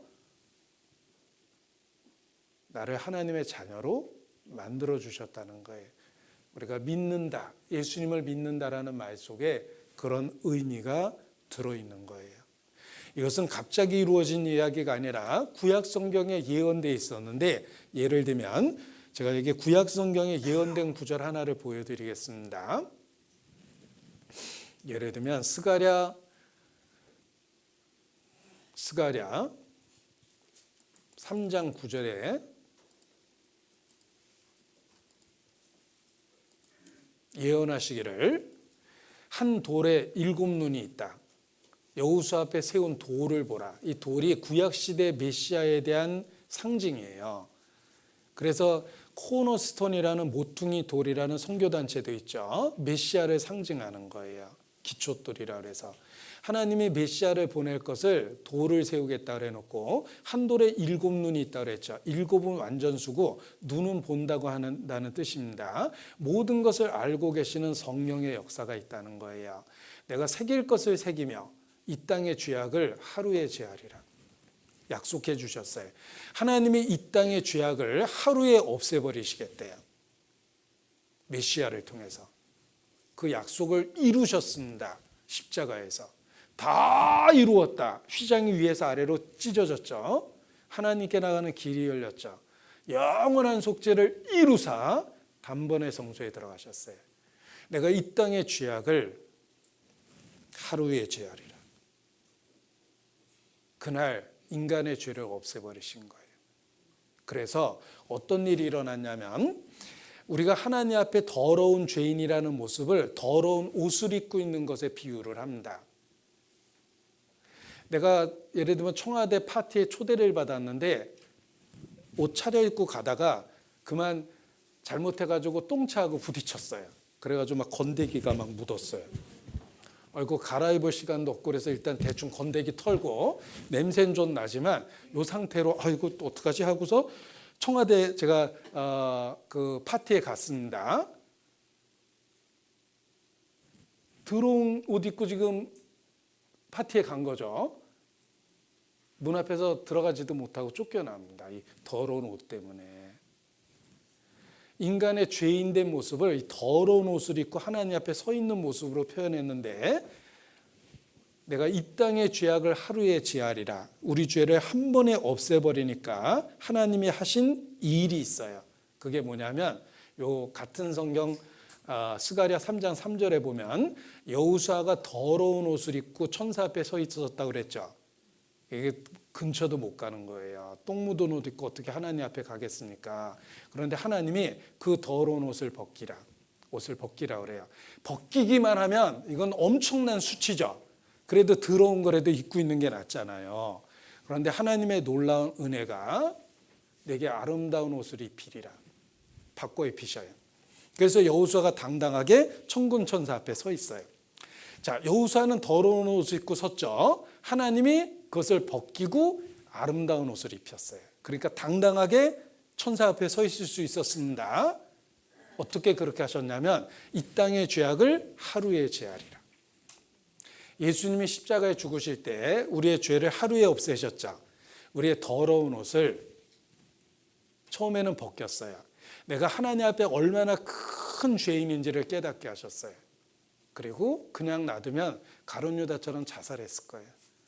난 저주받은 거 하고 자살해 버렸을 텐데 하나님이 깨끗한 아름다운 옷을 입혀줬어요. 그래서 예수 믿는다라는 말을 아주 쉬운 말로 번역을 하면 갈라디아서 3장에 보면 예수 믿는다라는 말을 아주 쉬운 말로 번역하면 갈라디아서 3장 27절에 보면 여기 보세요. 누구든지 그리스도 앞에 세례를 받은 자는 그리스도로 옷 입었느니라. 예수 믿는다라는 말이 아주 쉬운 말로는 뭐로 옷 입었다고요? 그리스도로 옷 입었느니라. 난 예수 믿습니다. 예수님을 붙잡고 믿어야. 나의 그리스도라고 믿어야. 이거는 예수님으로 옷 입은 거예요. 아까 더러운 옷을 벗기고 아름다운 옷을 입혀줬다 그랬죠. 나는 예수님으로 옷 입고 있어요. 예수님처럼 거룩하고 의로운 옷을 입고 있어요. 하나님이 입혀준 거예요. 예수 믿는다는 게 그런 뜻이에요. 그래서 담대하게 당당하게 천국에 갈 수 있게 만들어준 겁니다. 그래서 예수 믿는다라는 말은 예수님을 붙잡는다는 뜻이며 또 쉬운 말로는 예수님으로 옷 입고 있는 거예요. 아름다운 옷을 입히리라.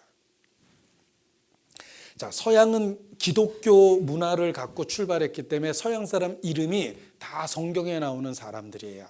서양 사람 이름 보면 뭐 요한도 있고 베드로도 있고 디모데도 있고 막 그러잖아요. 이름 자체가. 하다못해 007도 제임스 본드예요. 제임스는 야고보란 뜻이거든요.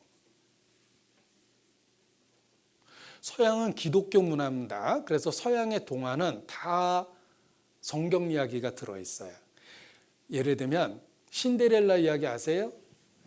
신데렐라는 어려서 부모님을 잃고요. 온갖 구박을 다 받다가 왕자 만나서 눈 맞아가지고 팔 잡혔다 그러죠. 그런데 그 신데렐라가 재투성이 아가씨라는 뜻이에요. 맨날 이렇게 꼬제제 해가지고 부엌일 하고 있었는데 요정이 나타나서 왕궁에 파티 가라고 그러죠. 아이고 나 이 더러운 옷 입고 못 가요. 그랬더니 뭐 옷도 만들어주고 호박마차도 만들어주고 그래서 그 아름다운 옷을 입고 가가지고 왕자하고 눈 맞아가지고 행복하게 살았다고 돼 있잖아요. 이 신데렐라가 왕자를 만날 때 아름다운 옷을 입혀서 보냈죠.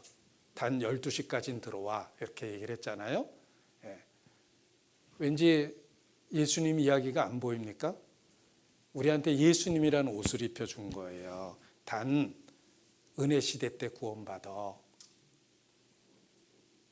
기회가 있을 때 받아야 되는 거야. 신데렐라는 아름다운 옷을 입고 가서 왕자를 만나게 됩니다. 우리는 예수 그리스도로 옷 입고 천국에 들어가는 거예요. 그래서 예수 믿고 가는 거예요. 자, 여러분 중에 예수님 믿고 있는 사람은 하나님 보시기에 예수님으로 옷 입고 있는 사람이에요. 예수 안 믿고 있는 사람은 하나님 앞에 빨가벗고 있는 사람이에요. 그래서 누구든지 내가 도적과 같이 오리니 자기 옷을 지켜 벌거벗고 다니지 아니한 자가 복이 있도다. 이렇게 말씀하셨죠. 예수 믿는 사람은 예수님으로 옷 입고 있는 사람이에요. 아름다운 옷을 입고 있는 거예요. 예수 안 믿고 졸고 있는 사람은 빨가벗고 있는 거예요. 영적으로. 그러니까 주님이 재림하면 당황스러운 거예요. 예수 그리스도로 옷 입었느니라. 이 아담이 범죄해서 무화과나무 잎사귀로 옷을 입었어요. 그러니까 하나님이 불러다가 가죽옷을 입혀주세요. 그게 에덴 동산 이야기입니다. 보세요. 창세기 3장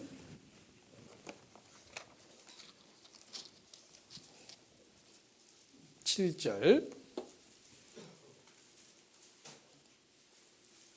창세기 3장 7절. 이에 그들의 눈이 밝아 자기들의 몸이 벗은 줄 알고 무화과나무 잎을 엮어 치마를 하였더라. 자, 무화과나무 잎사귀로 옷을 입었습니다. 아담과 하와가 빨가벗은 줄 알고 무화과나무 잎사귀로 옷을 입었는데, 자, 제가 그림 퀴즈를 드리겠습니다. 칠판에 그려놓은 그림은 무엇일까요? 자, 퀴즈입니다. 이것은 무엇일까요? 잘 그렸네요. 자, 이것은 무엇일까요? 그림 퀴즈입니다.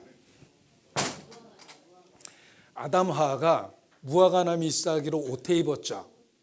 빨래해서 걸어놓은 거예요. 여기 아담 거, 여기 하와 거예요.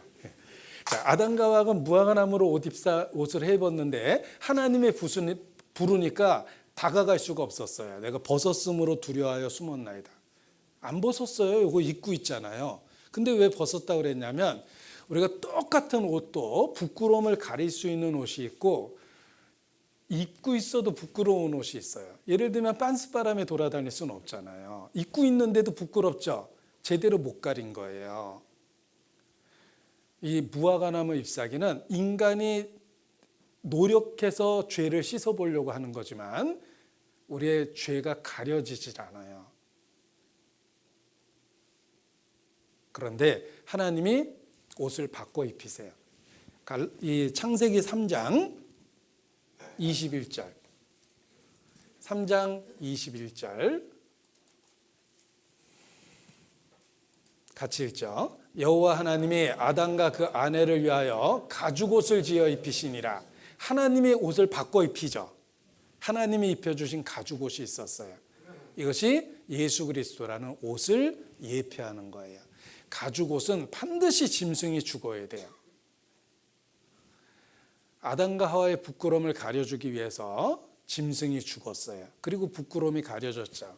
장차 예수님이 나와 여러분의 죄값을 짊어지고 죽으시고 우리를 그리스도로 옷 입혀 주실 것을 모형으로 보여준 거예요. 그래서 우리가 어떻게 천국에 갈 수 있냐면 아름다운 예복이 있어야 됩니다. 내가 노력해서 가려고 그러면 무화과 잎사귀로 옷을 입는 거예요. 하나님이 지어주신 가죽옷을 입고 가야 돼요. 그것이 바로 예수 믿고 천국에 가는 거예요. 한자에 보면 오를 의자를 보면 양양자를 쓰고 자기 아자를 붙여서 써요. 그래서 내가 희생양인 어린 양을 의지해 있는 게 의로운 모습이에요. 내가 예수님 믿고 이렇게 어린 양을 의지해서 하나님 앞에 가는 것이 하나님 보기에 의롭다 이렇게 얘기하신 거예요. 설문해자에 보면 한자의 원형을 분석했는데 신의 노여움을 달래기 위해서 희생 제물을 드렸다는 뜻이에요. 그래서 신과 화해했다라는 뜻이에요. 우리가 어떻게 하나님과 화해하겠습니까? 하나님의 어린 양 예수님을 믿고 천국에 가는 거예요. 그래서 천국에 갈 수 있는 옷은 딱 하나입니다. 예수님으로 옷 입어야 되는 거예요. 그래서 예수 믿는다라는 말을 쉽게 바꾸면 예수 그리스도로 옷 입었다 이렇게 표현하는 겁니다. 아담과 하와는 예수 그리스도로 옷 입고 하나님 앞에 천국 아담과 하와가 하나님이 입혀준 옷을 입은 것처럼 우리도 예수님으로 옷 입어야 돼요. 그래서 그리스도 앞에 세례를 받은 자는 그리스도로 옷 입었느니라 이렇게 말씀하셨습니다. 자, 보세요. 여러분, 사람이 우주에 나가려면 그냥 나가면 사람이 터져 죽어요. 왜냐하면 기압이 다르거든요. 그러니까 이렇게 빵빵한 우주복을 입어야 돼요. 우주복이 왜 이렇게 패셔너블하지 않고 저렇게 이렇게 눈사람처럼 이렇게 타이어 가게 앞에 있는 그 인형 있잖아요. 그런 것처럼 이렇게 볼록볼록하죠, 우주복이. 왜 그런지 아세요? 이게 사람이 이 상태로 우주에 나가면 터져 죽습니다. 그러니까 여기다 공기층을 넣어서 기압을 똑같이 만들어 놓은 거예요. 옷 바깥에는 전혀 상황이 다르거든요. 그러니까 옷이 이렇게 빵빵한데 이 빵빵한 옷에 단점이 있어요. 이거는 지금 관절이 이렇게 자유롭게 움직이잖아요. 근데 이렇게 빵빵한 옷을 입고 있으면 이러고 다녀야 돼요. 그러니까 우주인이 이러고 다니는 거예요. 그렇죠? 이게 이렇게 못 굽혀요. 여기 이렇게 공기층을 넣어놨기 때문에. 근데 그런 옷을 안 입으면 죽어버려요. 우주에 나가려면 우주복이 있어야 돼요. 하나님 앞에 가려면 딱 한 가지밖에 못 입어요. 예수 그리스도로 옷 입어야 돼요. 그러니까 우리는 예수 믿고 다 천국에 가는 거예요. 그렇지 않으면 하나님 앞에 가서 터져 죽습니다. 자, 하나님은 소멸하는 불이라고 돼 있죠. 여기 불을 보여드릴게요.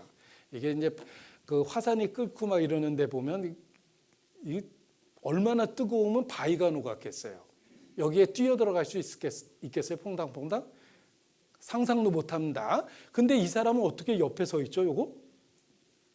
그냥 서 있는 게 아니라 방화복을 입은 거예요. 이 방화복을 입어야지만 그 화산 옆에 서 있을 수 있는 거예요. 소방관이 불구덩이 속에서 어떻게 사람을 건지냐면 방화복을 입었죠. 그래서 10분을 견딜 수 있다든지 15분을 견딜 수 있다든지 그 시간 안에 들어가서 구해서 나와야 되는 거예요. 자, 불 속에 들어가려면 방화복이 있어야 되고 우주에 나가려면 우주복이 있어야 되죠. 하나님 앞에 가려면 여러분은 반드시 그리스도로 옷 입어야 돼요. 예수님을 믿어야 되는 거예요. 그래서 예수 믿는다는 말을 아주 쉽게 예수 그리스도로 옷 입었다 이런 거예요. 안 입고 있으면 안 됩니다. 꼭 입고 있어야 돼요. 그래야지만 하나님 앞에 갈 수가 있는 거예요. 그래서 예수 믿는다라는 말은 지웠죠. 하나님의 육체를 갖고 이 땅에 오셔서 영원한 속죄를 이루셨다.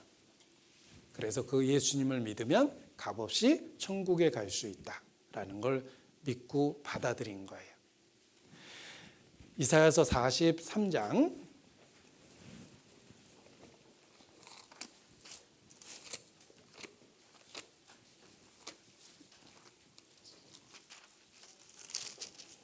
25절입니다. 이사야서 43장 25절.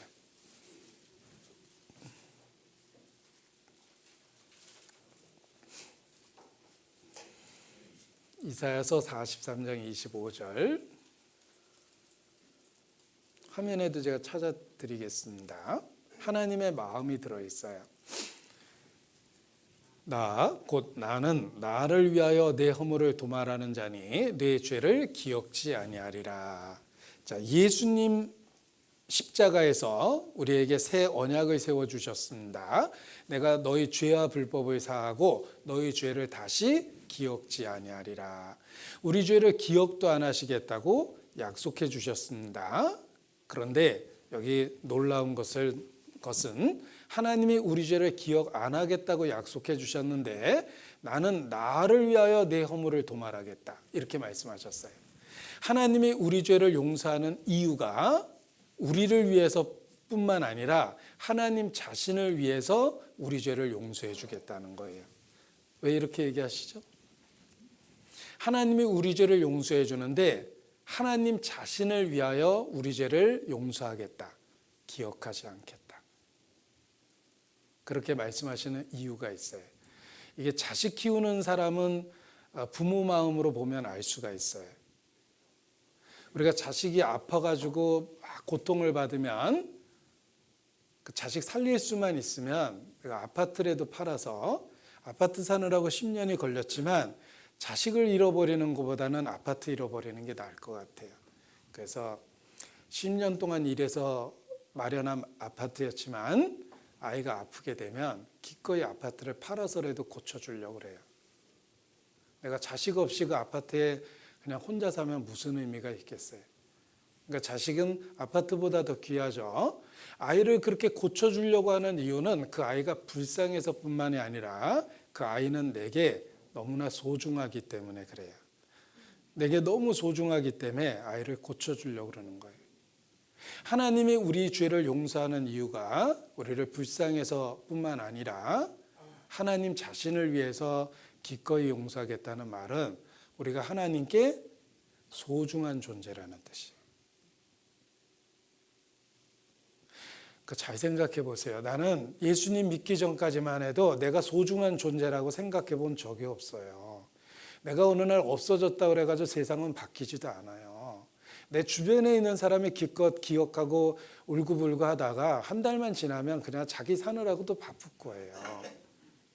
난 내가 그렇게 소중한 존재라고 생각해 본 적이 없어요.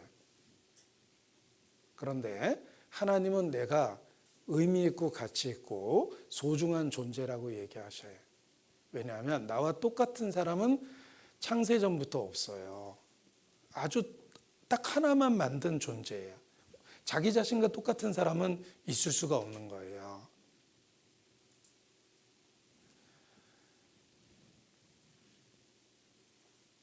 하나님이 우리를 가치 있고 의미 있게 보신다는 증거가 십자가에 나타난 거예요. 그래서 하나님 자신을 위해서 우리 죄를 기억하지 않겠다고 이렇게 하신 거예요. 그것은 우리가 하나님께 소중한 존재라는 것을 확실하게 알려주신 겁니다. 중학생 딸이 어느 날 집에 들어와서 문을 꽝 닫고 들어가 버리더랍니다. 엄마가 쫓아갔는데 문을 안 열어주는 거예요. 제가 학교에서 뭐 속상한 일이 있었나 보다. 아무리 두들겨도 대답도 안 합니다. 우리 아이가 좋아하는 음식이라도 만들어줘야 되겠다고 생각하고 시장을 봐가지고 부지런히 음식을 만들고 아이를 불렀는데 대답이 없어요.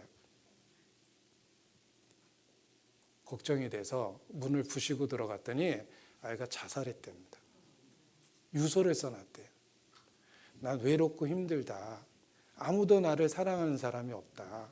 그래서 난 죽는다. 이렇게 써놨더래요.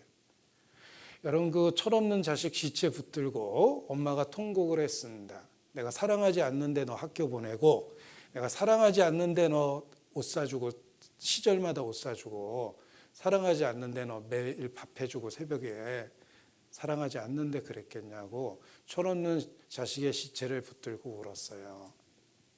여러분, 자식 마음하고 부모 마음하고 다르죠? 우리가 생각하기엔 나 같은 거 없어도 세상이 변하질 않아요. 그런데 하나님은 기꺼이 나를 기억하시고 우리 한 사람 한 사람이 의미 있다는 걸 보여주셨어요. 그래서 우리 죄를 용서하실 때도 나는 나를 위하여 네 허물을 용서하겠다. 이렇게 말씀하셨어요. 여러분, 삭개오가 부자였습니다. 키가 작은 열등감이 있는 부자였어요.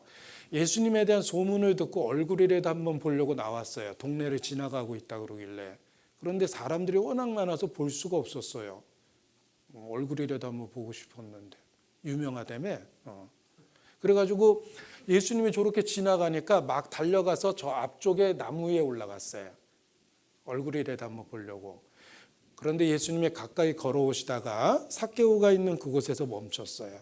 그리고 올려보시고 이름을 부르셨어요. 삭개오야, 내려와라. 너 이름 뭐냐? 이렇게 안 물어봤어요. 예수님은 창조주예요. 알고 있다는 거예요. 삭개오야, 내려오라. 내가 오늘 내 집에 유하여야 되겠다. 삭개오가 너무 기뻐서 예수님을 영접하고 내 재산의 절반을 가난한 자에게 주겠습니다라고 선언해요. 내가 누군가의 것을 뺏었다면 내가 4배나 갚겠나이다. 삭개오는 돈에 대한 욕심이 없어졌어요. 예수님이 자기를 알고 있었다는 거예요. 하나님은 나에 대해서 다 알고 계시다는 거예요. 성경을 읽어보면 똑같은 느낌이 들어요. 수천 년 전에 기록된 책인데 나에 대해서 다 알고 쓴 것처럼 되어 있어요. 그리고 우리 죄를 용서해 주실 때 하나님 자신을 위해서 기꺼이 용서하겠다라는 말은 우리가 하나님께 그렇게 의미 있는 존재라는 걸 보여주신 거예요. 내가 다시는 의심 안 해도 될 만큼 확실한 사랑으로 우리를 불러주셨는데 그게 바로 십자가라는 거예요. 나는 나를 위하여 내 허물을 도말하는 자니 내 죄를 기억지 아니하리라. 그래서 새 언약 자체가 속죄에 대한 언약이며 하나님 우리 각 사람을 알고 가치 있게 여긴다는 증거가 되는 겁니다. 자, 찬송의 가사입니다. 감사해요 깨닫지 못했었는데 내가 얼마나 소중한 존재라는 것 태초부터 지금까지 하나님의 사랑이 항상 날 향하고 있었다는 것 고마워요 그 사랑을 가르쳐준 당신께 감사해요 깨닫지 못했는데 내가 얼마나 소중한 존재라는 것. 십자가는 우리 자신이 하나님 앞에 얼마나 의미 있는지를 증거해 준 거예요. 우리가 가치 없다면 아들의 피로 우리를 구원하시지 않습니다. 하나님의 아들의 피로 기꺼이 우리를 구원해 준 것은 우리를 소중히 여기고 있다고 확실하게 증거하신 거예요. 마귀는 정반대로 얘기합니다. 너 같은 거 하나 없어졌다고 세상 안 변해. 그러나 하나님은 우리 각 사람을 알고 계신다고 말씀하셔요. 그래서 각 사람에게 비치는 빛과 같다. 예수님을 그렇게 표현한 거예요. 우리 각 사람. 나를 이렇게 하나밖에 없는 존재로 만들었다고 그랬죠? 나와 똑같은 사람은 없잖아요. 그거는 우리 하나하나가 의미 있다는 걸 확실하게 보여준 거예요. 그래서 나는 나를 위하여 내 허물을 도말하는 자니 내 죄를 기억하지 않겠다. 이렇게 약속해 주셨습니다. 이사야서 44장 22절입니다.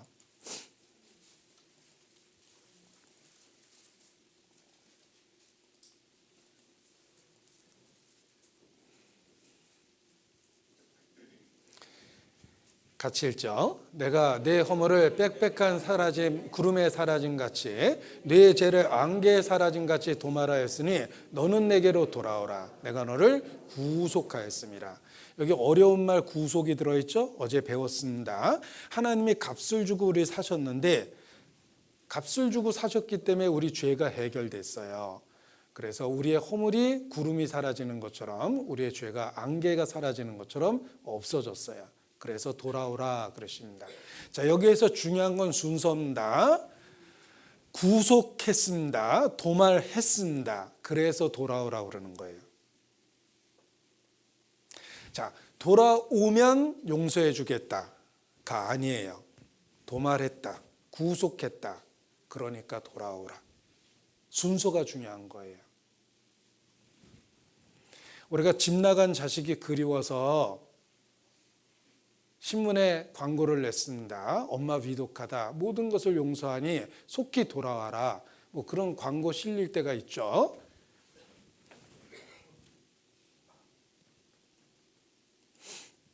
보세요.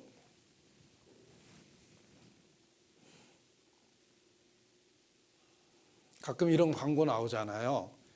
문명기. 응? 엄마 위독하다. 아버지가 모든 걸 용서했으니 속히 돌아와라. 자, 이 광고를 실은 문명기 아빠 마음을 생각해 보세요. 그러니까 돌아오면 용서해 주겠다가 아니라 용서했으니까 빨리 돌아와라예요. 그런데 만약 이 명기가 이 광고를 보고 아니야, 그래도 난 안 돌아가. 혼자 사는 게 좋아. 그리고 안 돌아가면 처음에 지었던 죄보다 안 돌아가는 죄가 더 큰 겁니다. 그와 같이 우리가 하나님 앞에 제일 큰 죄는 구원 안 받고 멸망당하는 것. 이게 제일 큰 죄예요. 자식이 부모에게 제일 큰 죄를 짓는 것은 부모 앞서가는 거라고 그러잖아요. 자, 여러분 중에 명기 있으면 빨리 집에 돌아가시기 바랍니다. 애타게 아버지가 찾고 계세요. 하나님도 이사야 일보에 광고 내셨죠. 내가 내 죄를 도말했으니 돌아오라고 광고 내셨죠. 누가 이 사람을 아시나요? 우리 각 사람을 부르고 계시는 거예요. 버린 자식이여 어서와 돌아오라. 돌아오라고 얘기하시는 것은 용서했다란 뜻이에요. 우리가 해야 될 일은 돌아가는 거예요. 근데 내가 어떻게 돌아갑니까? 예수님 믿는 게 돌아가는 거예요. 그래서 예수님 믿습니다 라고 고백하고 사는 겁니다. 집 나간 자식이 부모님의 사랑을 확인하고 돌아오는 것과 같은 것, 그게 예수님 믿는 거예요. 그래서 우리는 믿을 수밖에 없어요. 하나님 없이 사는 이 세상이 얼마나 외롭고 힘들고 고통스럽고 예기치 못하며 스스로 해결 못할 일들이 많은지 살면서 경험했잖아요. 사는 거 참 힘들잖아요. 우리가 돌아갈 수밖에 없어요. 주님이 계시는 그곳에 돌아가야 되는데 돌아가는 방법이 예수님 믿는 거예요. 그래서 예수님 믿습니다. 이렇게 고백을 하는 겁니다.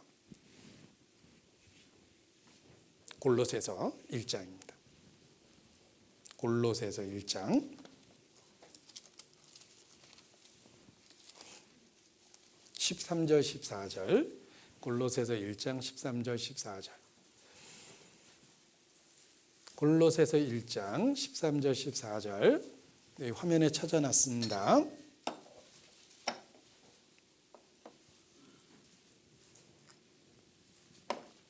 같이 읽죠. 그가 우리를 흑암의 권세에서 건져내사 그의 사랑의 아들의 나라로 옮기셨으니 그 아들 안에서 우리가 구속 곧 죄사함을 얻었도다. 자, 한번 읽었는데 무슨 뜻인지 잘 안 들어오죠. 여기가 좀 어려운 말이 많아서 그래요. 그런데 도표를 하나 그려보면 의외로 아주 쉽게 이해가 됩니다. 제가 여기다 한번 도표를 그려볼게요. 자, 하나님은 창조주입니다. 하나님은 천지를 지은 창조주요. 인간은 피조물이죠. 하나님은 온 세상을 심판하실 재판자, 곧 심판자예요. 하나님은 어떻게 세상을 심판하냐면 하나님은 법을 갖고 계세요. 율법입니다. 율법을 어기면 정죄가 돼요. 법대로 심판을 받아요. 하나님은 온 세상을 다스리는 왕으로 율법을 가지고 세상을 다스립니다. 나는 태어날 때 여기서 태어났어요. 태어나서 보니까 하나님이 창조주고 나는 피조물이며 나는 하나님 앞에 심판받을 죄인이고 하나님은 재판자예요. 하나님은 내게 율법을 지키라고 요구했고 율법을 어기면 정죄돼요. 이것이 내가 태어난 세상이에요. 그런데 율법을 통해서는 인간은 절대 천국에 못 갑니다. 예수님이 십자가에 죽으셨어요. 십자가에 죽으셔서 죄 싹슨 사망이라는 율법이 요구하는 죄값을 갚아버리셨어요. 그러면 예수님을 믿으면 어떻게 되냐면 똑같은 이 하나님이 우리에게 아버지가 되는 거예요. 하나님과 개인적인 관계가 생겨요. 나는 너에게 아버지가 되고 너희는 내게 자녀가 되리라. 예수님 믿으면 그렇게 됩니다. 아버지는 율법을 갖고 다스리는 게 아니라 은혜와 진리를 갖고 다스려요. 예수 그리스도 안에는 은혜와 진리가 있고 모세는 율법을 준 거예요. 혹시 죄를 지면 아버지로서 다스리기 때문에 죄를 지면 야단을 치세요. 책망. 그리고 징계하세요. 매를 대세요. 그러나 멸망은 없어요. 예수 믿으면 어떤 일이 생기냐면 저쪽 동네에서 이쪽 동네로 이사 오는 거예요. 자, 골로새서 1장 13절 14절을 제가 외워보겠습니다. 그가 우리를 흑암의 권세에서 건져내사 그의 사랑의 아들의 나라로 옮기셨으니 이쪽 동네로 옮겼죠. 나는 이제 이쪽 동네에 있어요. 예수님 믿으면 이쪽 동네에서 이쪽 동네로 옮겨온 거예요. 누구든지 예수 그리스도 안에 있으면 하나님의 자녀가 돼요. 하나님은 아버지가 돼요. 혹시 내가 죄를 지면 징계하고 책망하시지 정죄하진 않으세요. 자식이니까. 하나님은 아버지같이 우리를 다스려요. 그래서 죄를 지면 멸망하는 게 아니라 책망받고 징계를 받게 되는 거예요. 그래서 히브리서 12장에 보면 또 아들들에게 권하는 것과 같이 너에게 권면하신 말씀을 잊었도다. 일러스되 내 아들아 주의 징계하심을 경히 여기지 말며 그에게 꾸지람을 받을 때 낙심하지 말라. 주께서 그 사랑하는 자를 징계하시고 그의 받으시는 아들마다 채찍질하심이라 하였으니 너희가 참음은 징계를 받기 위함이라. 하나님이 아들과 같이 너희를 대우하시나니 어찌 아비가 징계하지 않는 아들이 있으리요. 징계는 다 받는 것이거늘 너희에게 없으면 사생자요 참 아들이 아니니라. 징계가 없으면 사생자라고 그랬죠. 나는 아무리 죄를 져도 하나님이 나 징계하지 않는다. 이쪽 동네 사람이에요. 내가 무슨 짓을 해도 그냥 내버려 두세요. 회개하라.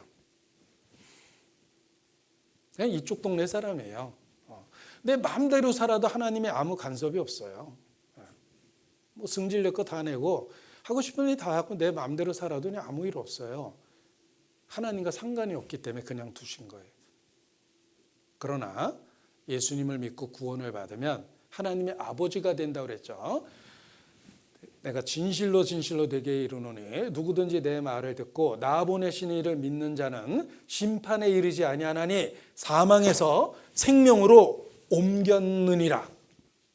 요한복음 5장 24절이에요. 옮겼느니라 그랬죠. 동네가 바뀌어버린 거예요. 하나님은 나의 아버지가 되셨어요. 내가 죄를 지면 야단치고 징계하세요. 그러나 정죄하지는 않으세요. 이게 달라지는 거예요. 그래서 구원을 받으면 죄를 지면 하나님이 직접 징계하세요. 책망하세요.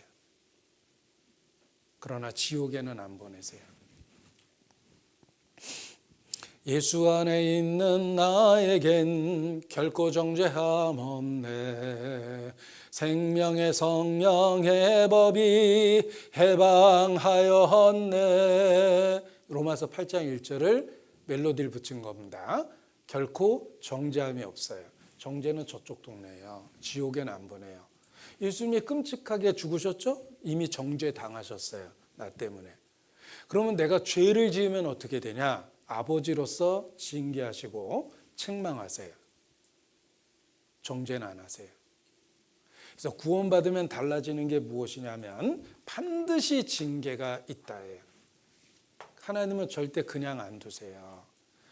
여러분, 엄한 부모 밑에서 자라는 아이는 여러 가지 자유의 제한을 받지만 부모가 준 그 환경 속에서 교정되고 훈련되고 제대로 자랄 수가 있어요.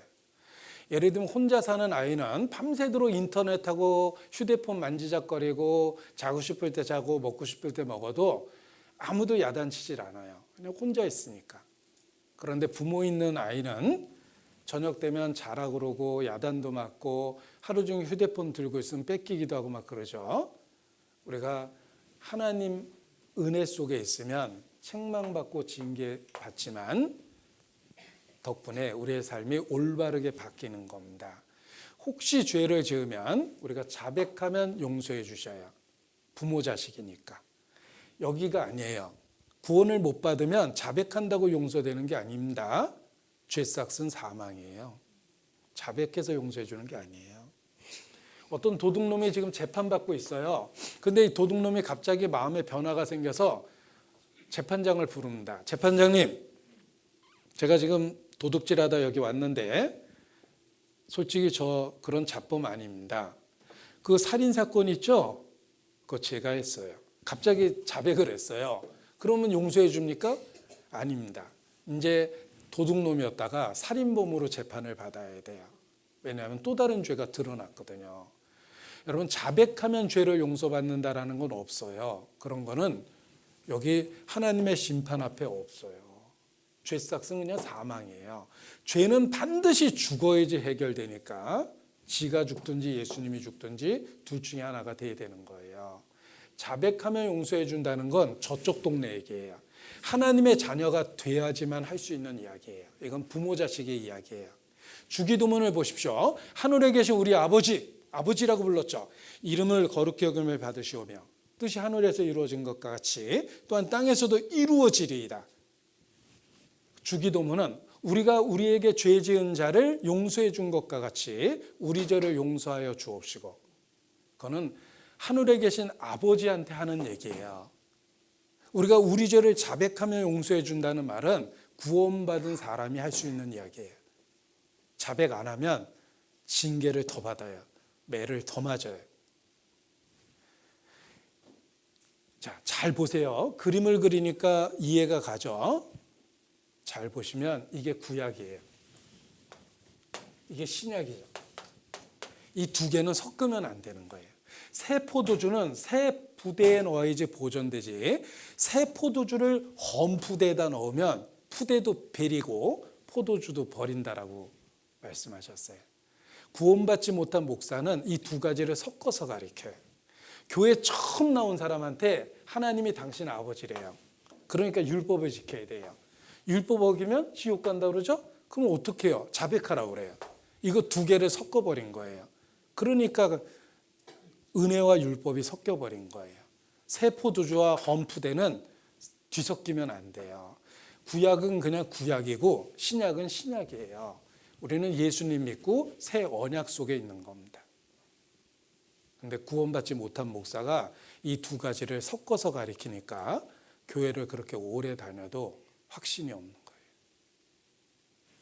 자, 예수님 안에서 하나님은 아버지가 됐습니다. 우리가 혹시 죄를 지면 징계를 받아요. 하나님은 아버지로서 우리의 삶에 간섭을 하세요. 그래서 임마누엘이라 그러는 거예요.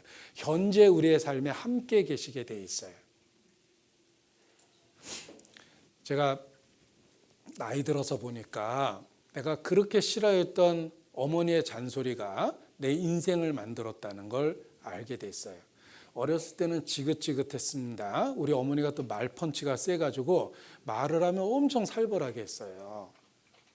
그래서 그때는 그게 너무 마음에 상했는데 잘 생각해 보니까 우리 어머니가 그 힘든 시절을 살래니까 한 성격 하시게 된 거예요. 그러니까 자식들을 쥐잡듯이 그냥 막 잡았는데 우리 어머니의 잔소리가 결국은 내 인생을 만들었다는 걸 알게 됐어요. 예를 들면 제가 체형이 바로요. 나이에 비해서 체형이 바른데 그 이유가 있습니다. 제가 어렸을 때 이렇게 꾸부정하게 책 보면은 우리 어머니가 항상 뒤통수에다 대고 욕지거리 했어요. 허리 펴 이 자식아. 지금도 이렇게 책 보다 보면 돌아가신 어머니 음성이 들려요. 허리 펴 이 자식아. 우리 어머니가 제 이렇게 할 때마다 뭐라고 그랬거든요. 그러니까 저도 모르게 돌아가셨는데도 어머니 음성이 들리는 것 같아서 제가 책 보면 딱 항상 이렇게 봐요. 꾸부정한 자세가 없어요. 어머니가 만들어준 거예요. 저는 모든 문을 닫을 때 꽝 이렇게 절대 안 닫아요. 우리 아내가 그렇게 닫아서 저하고 맨날 싸워요. 저 어렸을 때 모든 문은 닫고 손을 띄는 거예요. 제가 그냥 꽝 닫고 학교를 가면 막 쫓아오셔서 딱 잡았어요. 너 문 똑바로 닫고 다시 가.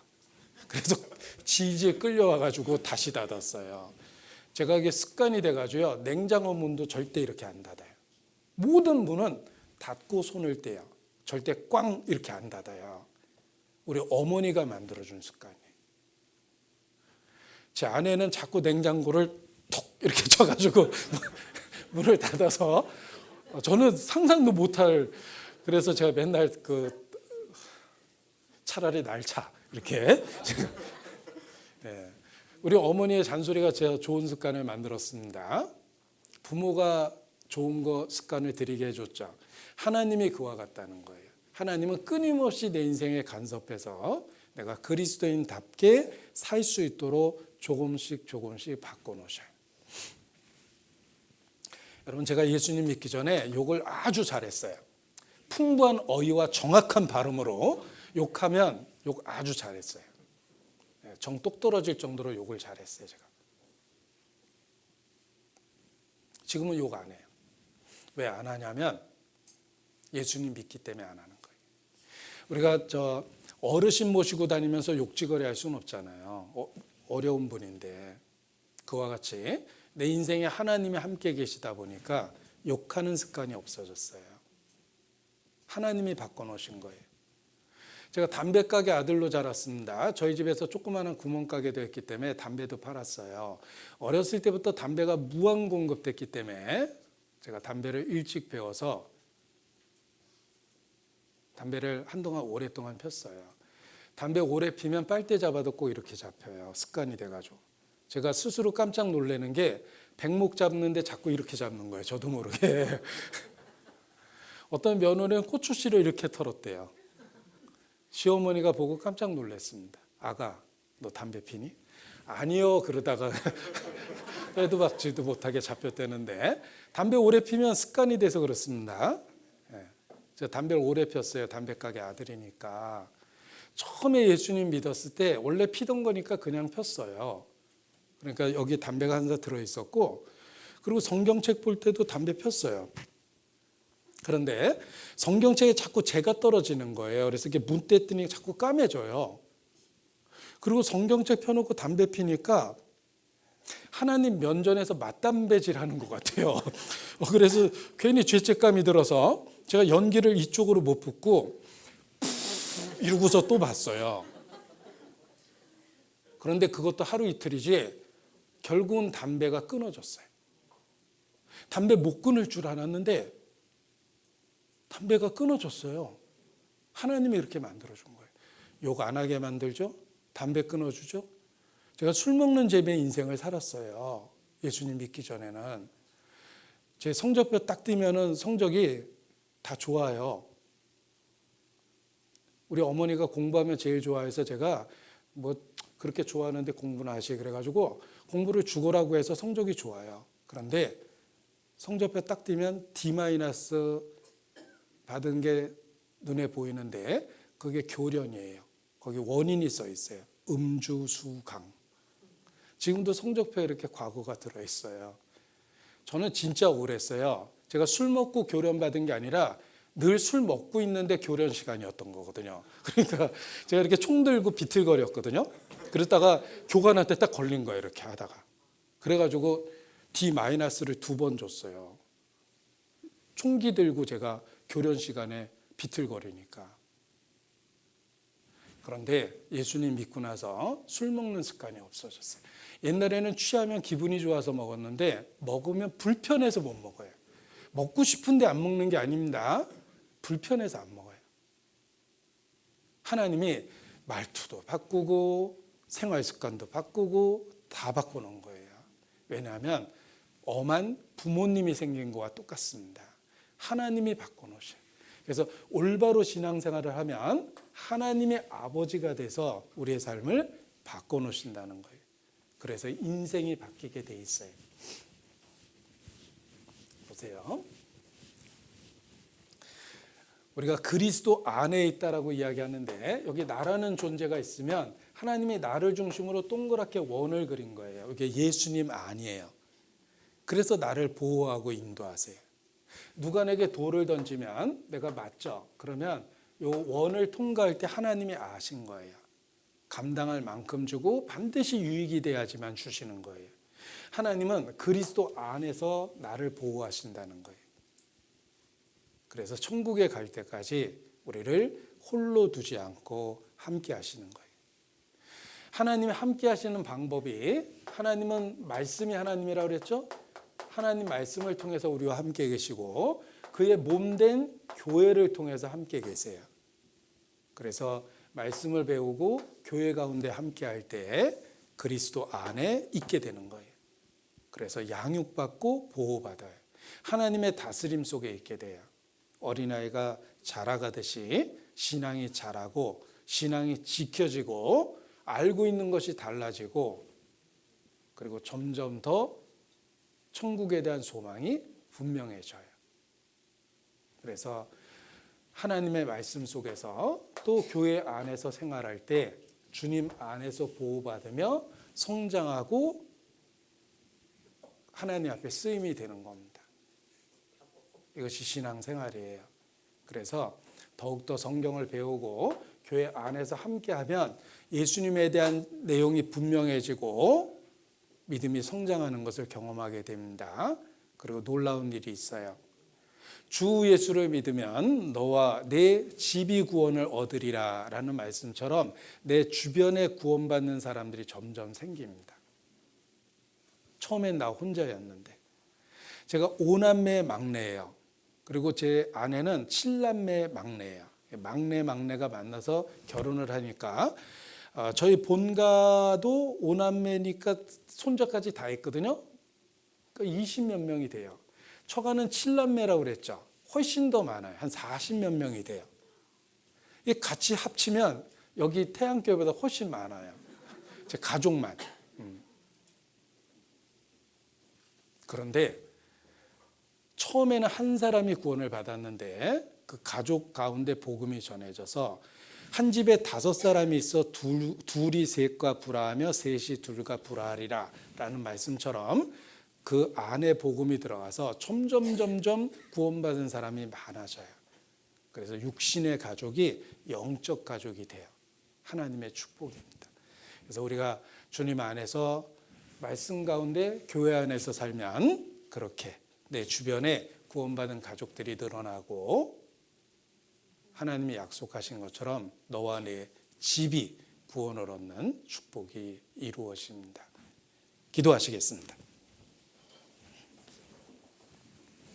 거룩하신 아버지 하나님, 소망 없었던 저희를 예수님 안에서 불러주시고 예수님의 죽음과 부활을 통해 우리의 모든 죄를 용서해 주신 것 진심으로 감사를 드립니다. 주의 몸된 교회 안에서 더욱더 올바로 배우고 양육되며 주님을 섬기고 살 수 있도록 붙잡아 주시기를 주님께 기도합니다.